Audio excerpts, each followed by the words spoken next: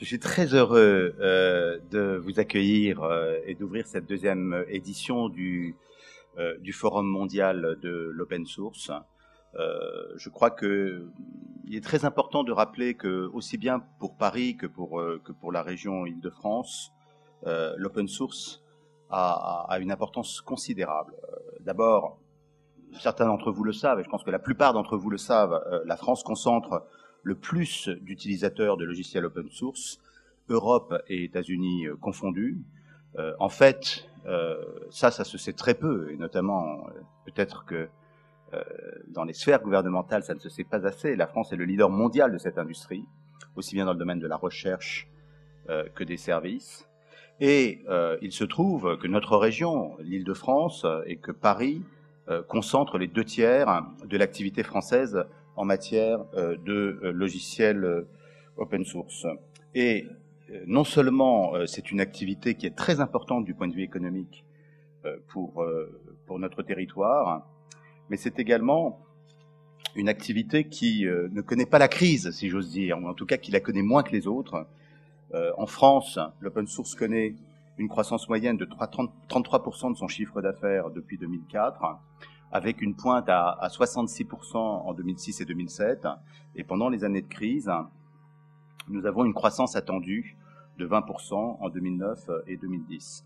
On évalue, bon, chacun sait que c'est difficile d'évaluer le chiffre d'affaires de l'open source parce que c'est une activité diffuse, mais on évalue le chiffre d'affaires en France à environ 1 milliard d'euros en 2007 et l'évaluation pour l'horizon 2012 est de l'ordre de 3 milliards d'euros. Et donc, indépendamment, je dirais, de la question plus philosophique du soutien à l'open source, il y a de bonnes raisons, des raisons fondamentales, des raisons d'intérêt qui expliquent pourquoi Paris et la région soutiennent à la fois le développement de l'open source et cette manifestation en particulier. Il faut se rendre compte également que les choses ont beaucoup changé dans le paysage du logiciel par rapport à ce que c'était il y a quelques années. D'abord, les investissements publics ont joué un rôle. Hein. Il y a le levier de la commande publique, je pense notamment pour les systèmes embarqués de l'aérospatiale ou de la défense. On se rend compte qu'aujourd'hui, l'open source, ce n'est pas seulement une activité de quelques geeks qui ont envie de s'amuser et de lutter contre des positions dominantes. On est sur un business, on est sur un marché d'une importance considérable. D'un certain point de vue, l'open source a gagné la bataille d'Internet et a gagné également la bataille des logiciels embarqués. Pour le téléphone mobile, nous aurons, je dirais, le résultat des courses d'ici une dizaine d'années, mais nous savons bien que le paysage des operating systems dans le domaine de la téléphonie mobile va bouger de façon significative dans les prochaines années. Alors, bien évidemment, cette dimension importante du levier de la commande publique apparaît dans le thème central de l'Open World, que l'Open World Forum a choisi cette année, les logiciels libres au cœur de la relance numérique. Alors j'aime beaucoup ce mot de relance numérique. Vous savez que le plan de relance du gouvernement a failli ne comporter aucune dimension numérique et que face à cette énorme bévue, ils se sont raccrochés aux branches et ont rajouté à la dernière minute un petit volet numérique. Je crois, sans faire de critique, mais simplement par un simple constat et compte tenu des chiffres que j'ai pu donner tout à l'heure, je crois qu'un mot résume la dimension numérique du plan de relance du gouvernement, et ce mot, c'est insuffisant. Bien évidemment, l'économie numérique est au cœur de l'économie de la connaissance, et l'investissement dans l'économie de la connaissance est fondamental pour notre pays, et cet investissement ne correspond même pas aux engagements pris par rapport à l'agenda de Lisbonne, et nous nous rendons bien compte, nous savons bien qu'avec la crise économique, il faudrait au contraire que nous dépassions les montants prévus dans le cadre de l'agenda de Lisbonne. Bon, ceci dit, tout le monde au gouvernement n'a pas cette incompréhension de l'importance de l'économie numérique, et ce que je dis ne concerne pas la secrétaire d'État à l'économie numérique, qui, elle, a bien compris les enjeux de ce dossier et de ce sujet. Et d'ailleurs, à ce propos, je me réjouis que 3 projets labellisés par Systématique aient été retenus le mois dernier dans le cadre de l'appel à projets web innovants du plan de relance.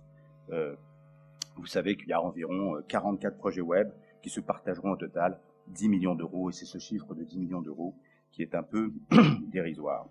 La ville de Paris soutient depuis sa création en 2007 le groupe thématique logiciel libre constitué au sein du pôle de compétitivité systématique sous l'égide de Roberto Di Cosmo. Ce groupe thématique joue un rôle important au sein du pôle, qui est la cheville ouvrière de cette édition de l'Open World Forum. Il veille à favoriser un lien étroit entre l'industrie et la recherche, notamment universitaire, et c'est bien la philosophie de ma délégation.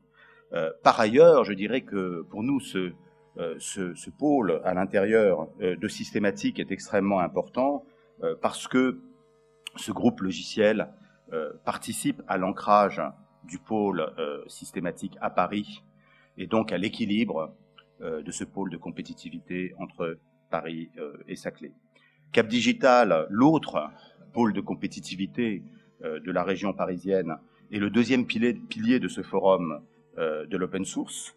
Cap Digital possède aussi sa communauté qui travaille sur le libre, dont l'acronyme est Colibri, pour coopération, logiciel libre et nouveaux modèles économiques.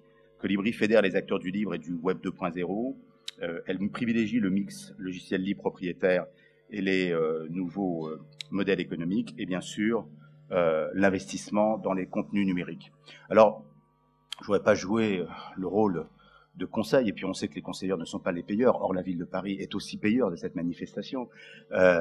Mais si j'ai un conseil à donner à la communauté du logiciel open source, c'est bien de continuer dans cette voie de la coopération, du travail en commun et de l'attention portée aux clients, parce que c'est comme cela que la France et que Paris et que sa région continueront à être un leader mondial dans cette industrie.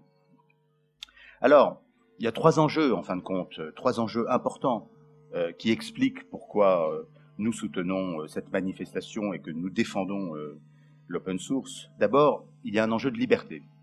Alors, bien évidemment, quand on parle de liberté, il faut faire extrêmement attention, et notamment à l'ambiguïté du mot free en anglais. La liberté ne veut pas dire gratuité, bien sûr. Elle s'oppose simplement à l'exclusivité. Elle permet à des experts indépendants de repérer et de corriger les failles de sécurité. Et je dirais que c'est aussi, je vais essayer de le démontrer tout à l'heure, une condition de l'interopérabilité. L'efficacité est un concept très important parce qu'on sait très très bien que le travail coopératif, que les travaux collaboratifs, que l'intelligence collective, je crois que la démonstration en a été faite maintenant, permettent d'avoir une efficacité économique, une productivité beaucoup plus importante. Et puis bien sûr, ce mot-clé du secteur qui est le vôtre, l'interopérabilité. Les formats standards ouverts sont les garants des progrès techniques, les garants de la diffusion des usages, de l'évolutivité, excusez-moi, le mot est compliqué. Et bien sûr, le garant de la liberté des utilisateurs. Paris est aussi un donneur d'ordre. La plupart des entreprises qui utilisent les logiciels savent que l'interopérabilité est une condition pour elles de la possibilité de pouvoir faire des choix à 3 ans, à 5 ans ou à 10 ans.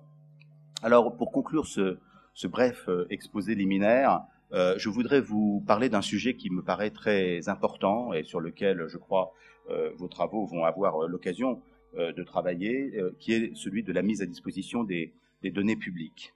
Je suis résolument favorable à la mise à disposition des données publiques, non seulement parce que c'est un sujet concernant la liberté individuelle et les libertés publiques, mais aussi du point de vue économique. Tout le monde sait que ce marché a vocation à être un marché qui se chiffrera en milliards d'euros dans les années qui viennent, et également parce que c'est un moyen d'améliorer la qualité de vie des citoyens et d'entrer dans une logique de croissance verte.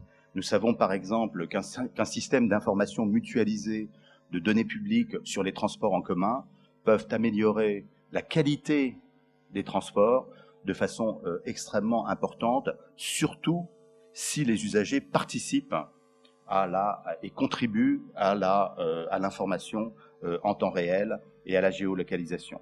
La ville de Paris travaille depuis plusieurs années au développement de son système d'information géographique.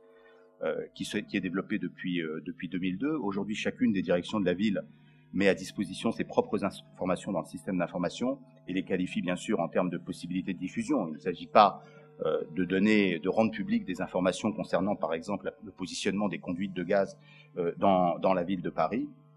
Mais nous militons, la ville de Paris milite pour que toutes les données publiques qui sont mutualisables deviennent accessibles, notamment aux entreprises qui pourraient les utiliser pour en faire des produits d'information à destination du grand public ou d'autres entreprises. Nous militons dans cette direction au sein du STIF, le syndicat des transports d'Île-de-France, et nous sommes également favorables à ce qu'il y ait un grand projet d'État de mise à disposition des données publiques.